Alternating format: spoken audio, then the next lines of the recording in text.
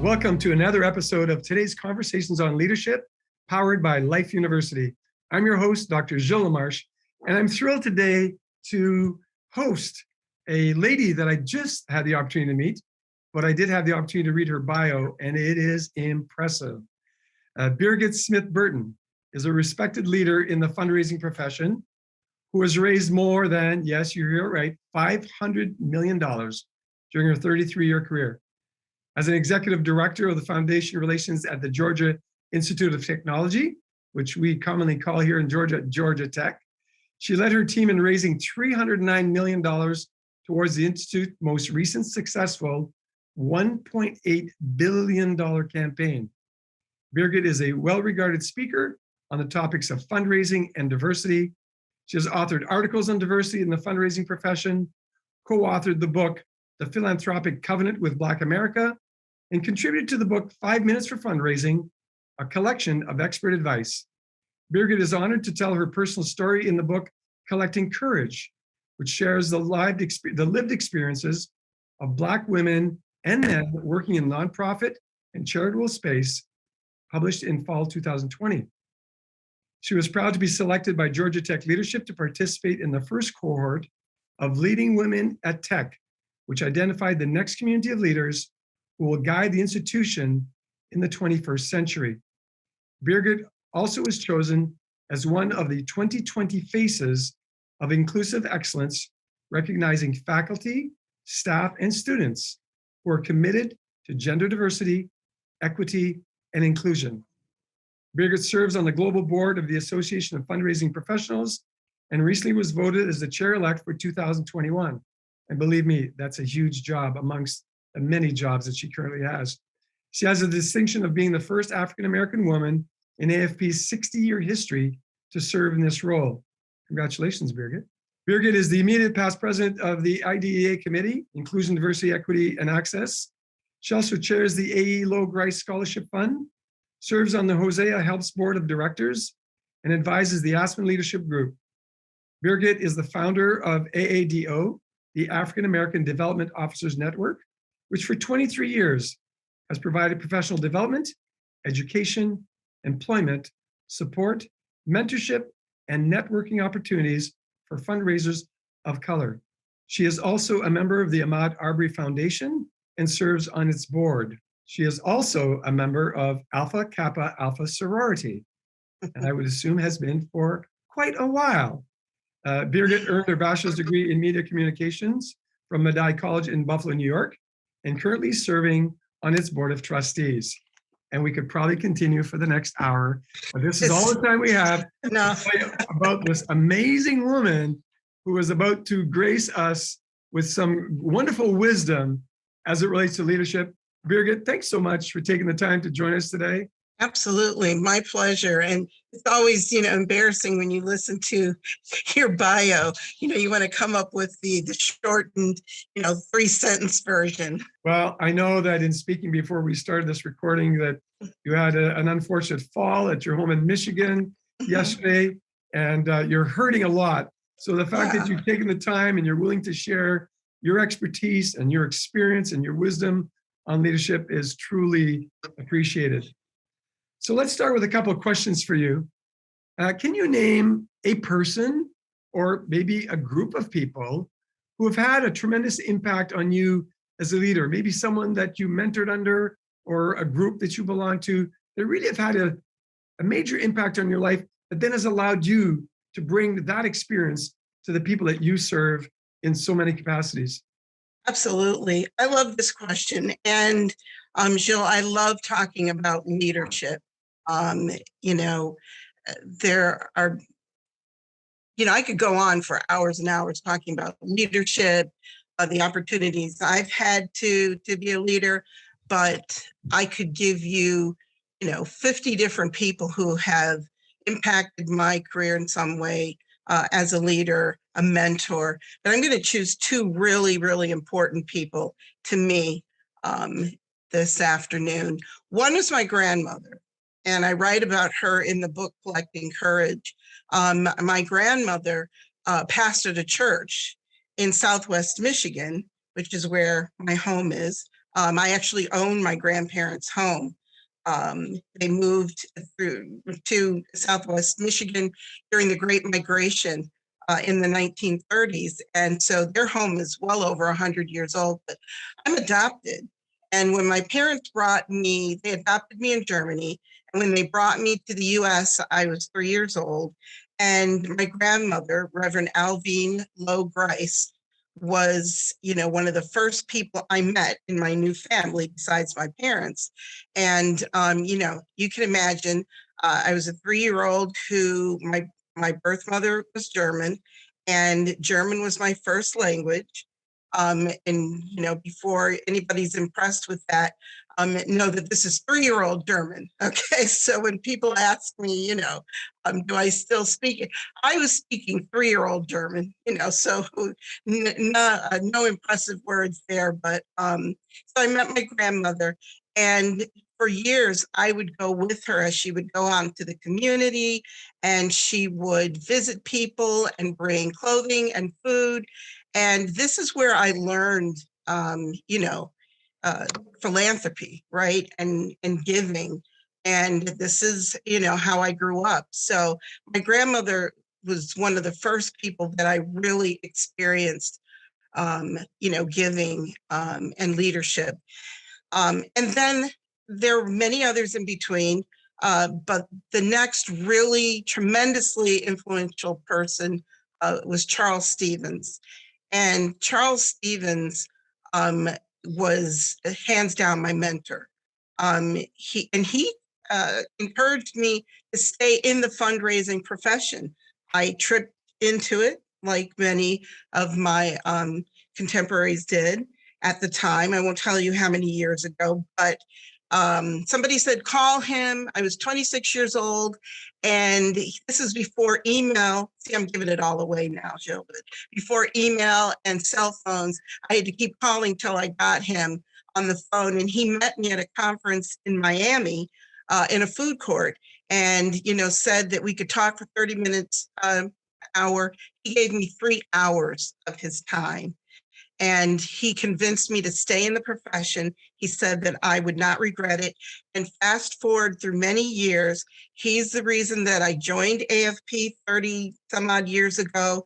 And he also suggested to the current chair 9 years ago that he invite me to serve on the AFP Global Board as the chair appointee.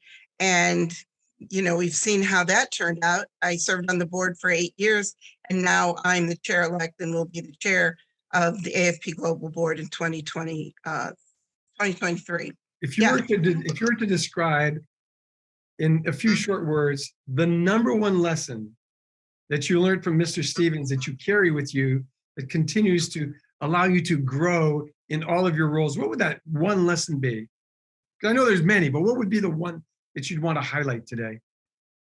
I think it's the lesson of, every day is a learning and growing experience. Don't make major decisions about your career, your plans on what it is that you want to do in your career, just based on one experience you had one day.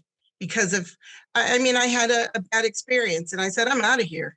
I'm not doing this fundraising thing.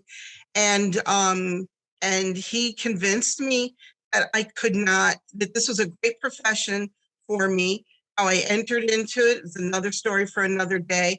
But he really taught me, and I do that.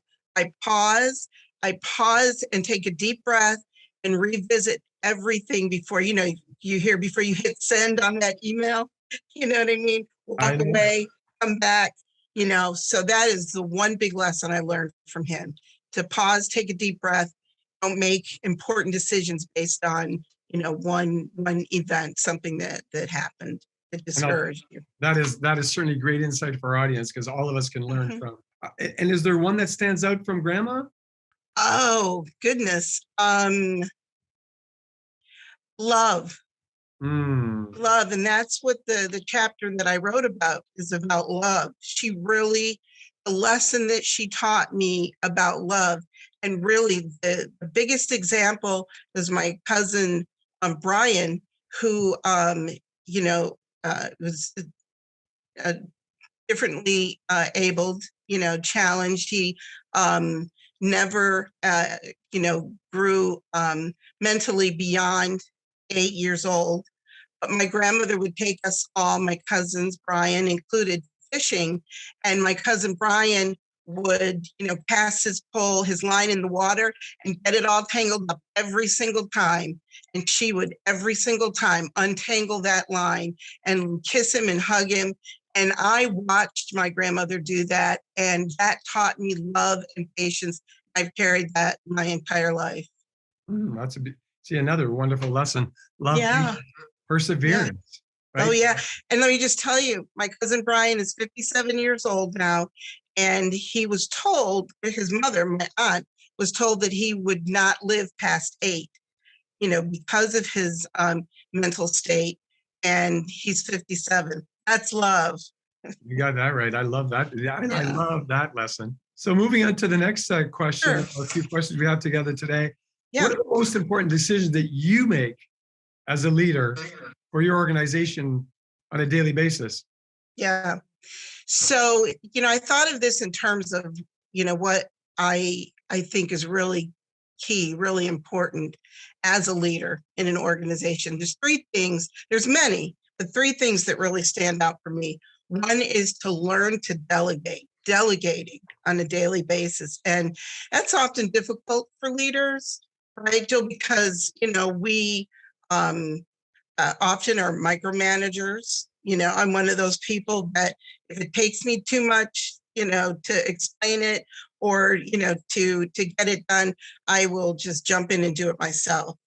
But as, leaders, we hire or appoint team leaders and then fail to trust them, which is in essence not trusting our own decision making, right? So to delegate and then to trust those that we delegate to, to carry out. Because truthfully, I don't have the bandwidth these days now to do everything. Okay. Secondly, to remember to work on ourselves, right? We will, focus on others and what they need to do.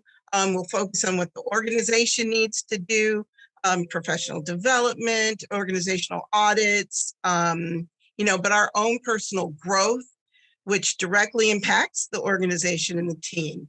That is extremely important. And then lastly, to engage with other organizations. It's not always about competition, especially in the fundraising profession. There's so much competition, right? And as often as leaders, we don't recognize the benefit of sharing information and contacts and comparing notes and experiences and how helpful this can be. And that we can learn from the success of other organizations and the experiences and lessons learned from their miscalculations or blunders. Those are excellent points. As you can probably tell, I was taking notes. So one of the greatest things you do when you get to interview fantastic people is I get to learn from you as you share. And I would say on the delegation side, I've gotten good at that and make sure that the people that report to me are well informed, well trained. But when I delegate, I can trust them, and I literally can trust and just give it up. Once I delegate it, it's off my agenda, and that's a wonderful thing. Work on self. I've been doing that for 50 plus years. One thing that I'm learning that's extra that I have not yet done well is to engage with other organizations. As it relates, for example, now on the philanthropy side, I'm going to talk to more of my peers in the world and learn from them. So thanks for that lesson that I'm receiving today. I think our audience is receiving all these wonderful lessons that you're sharing. Absolutely. And in a nutshell, they are absolutely phenomenal. Thank you. On characteristics of a leader. Yeah. Well, we could talk for hours and hours on leadership and what characteristics we believe to be important. What do you believe are the 1, 2, or 3 most important characteristics of a leader, whether the person is leading a team of 2 or a team of 200? Well, so I think it's important to, as a leader, to be forward thinking and of course to think outside the box, and all those things to certainly ensure that an organization can keep up with the times and be successful. But I think really one very important characteristic that every leader should possess, and they don't all always, have this as one of those upfront characteristics that is most important, is self-awareness. Oh my goodness.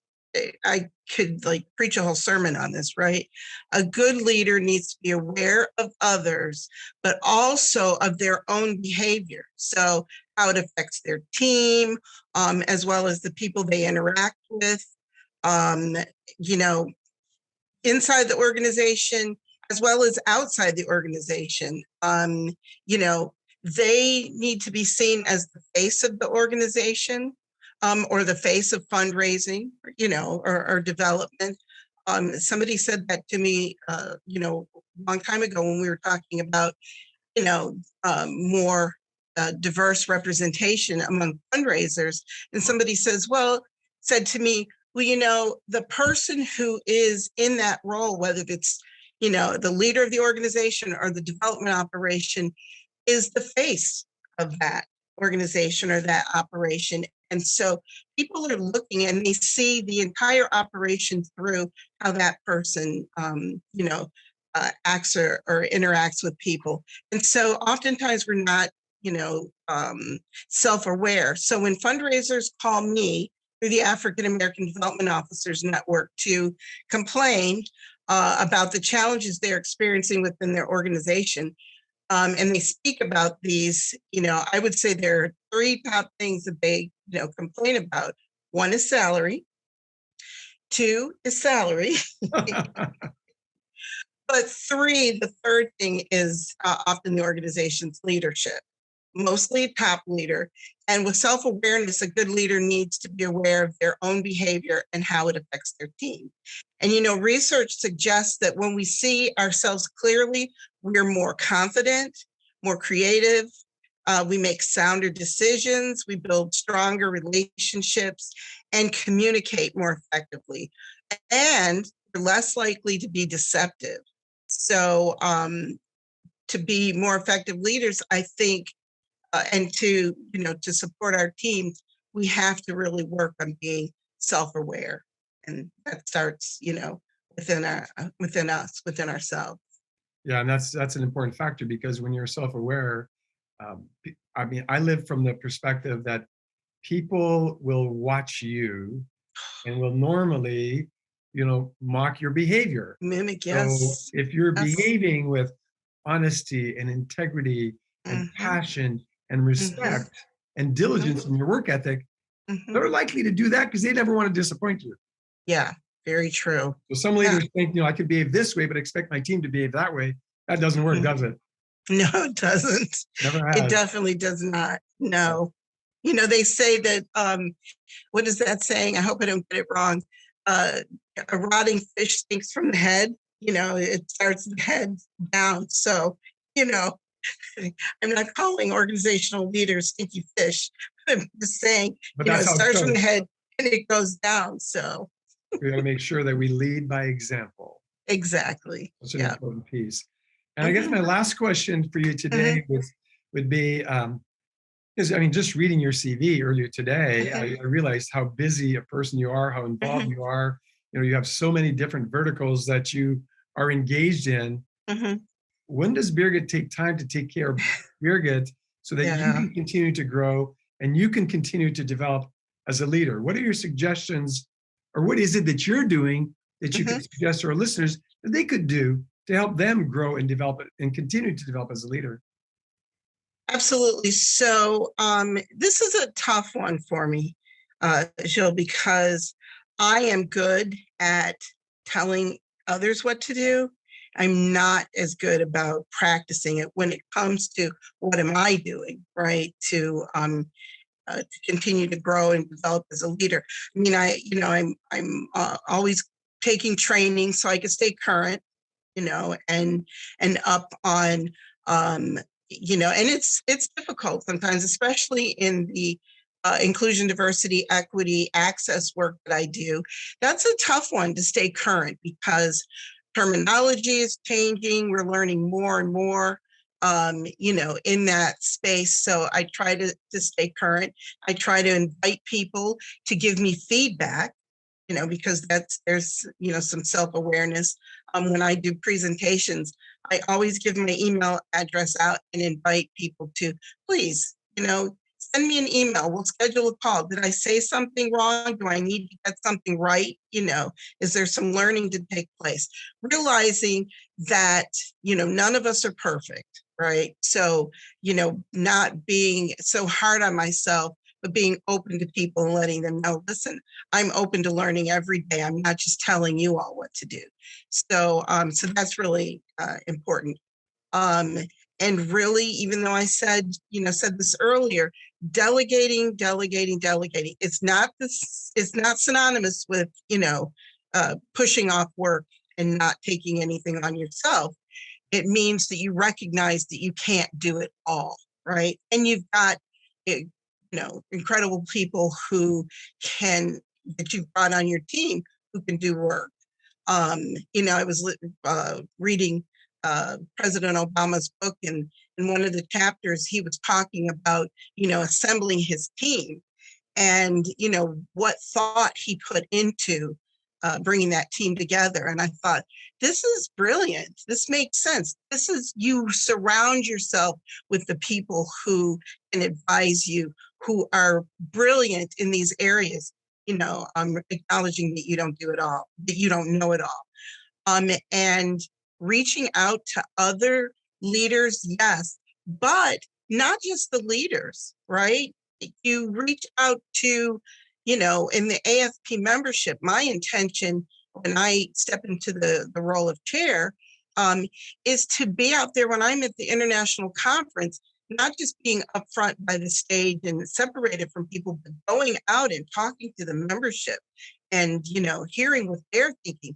This is how we learn, what change needs to happen. And then there comes the all-important thing that I'm really, really bad with. And I promise on this podcast today, and everybody can hold me to this, when you see me sometime next year, I am going to work on my health. And that is one area that I'm not good enough, about paying attention to. I set great intentions.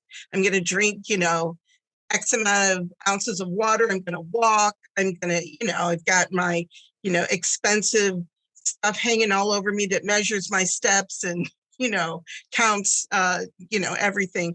I'm going to go to bed at a certain time. But let me tell you, and I'm sure you've experienced this yourself, that when you do those things for yourself, you can think clearer, you feel better, what you contribute to your team, your colleagues, the world is, 100 times better than when you're not taking care of yourself, right? And I will So tell you, that is the last one. On that note, you are preaching to the choir, because that's exactly how I live my life. I did not always live my life that way. Yes. During my years of practice, busy, with practice raising children, I didn't take care of myself at all. And I came on that verge of, am I going to live or am I going to die? Exactly. Which we don't have time to talk about today, but for me, that was in 2003. Wow. And I drew the line in the sand, and I take care of me. You saw me drinking water. Yes. Chatting. I mean, yes. I had a 15-minute meditation this morning. I had a 30-minute walk this morning. I've got a 30-minute walk planned for the end of the day, because I realized when I do that, I am the best version of me. Yes, you show up better for everybody else, right? I have a greater ability to lead others. Yes. When I'm taking care of me. And then I set the example for my team to do that for themselves too. So exactly. Yeah, well, mark my words, because I have a lot of travel to do as chair. Egypt, Guadalajara, I cannot, be exhausted and, in bad shape. So got to get it together. Well, you shared a lot of great leadership nuggets for our audience today. Any closing words from you, Birgit? Yes, and this is one that I when I am interviewing people myself, I always close with this question, and I thought I'll I'll close on this one for myself. I've not been asked it, but at the end of my career, which I'm not saying, this is when I'm going off to heaven or anything like that. I'm saying when I decide that, I'm gonna move on to something else more relaxing. When I stand at the office door and I'm looking back over my office and turning out the lights and closing the door for the last time, how do I want people to finish the sentence? Birgit made a difference because she what? And my answer is Birgit made a difference because she truly cared about others in everything that she did, and she showed up with passion and commitment. Mm. And that's it. That would be worth a standing ovation, wouldn't it? Aw. No, it really would be, because isn't that what God called us to live? Yes, exactly. In that particular way. Well, thank you very much. Like I said, I know you're hurting, and you did. I feel better just from this interview. You listen, that really speaking, from the heart really does something to the body and the soul. So thank you. Physiology. Well, thank you for joining us. I'm sure that our guests, as they listen in, whether on the audio or the video podcast, will get so much great information and become better leaders, because you took the time today to join us on today's conversation on leadership. Thank you so much. My pleasure.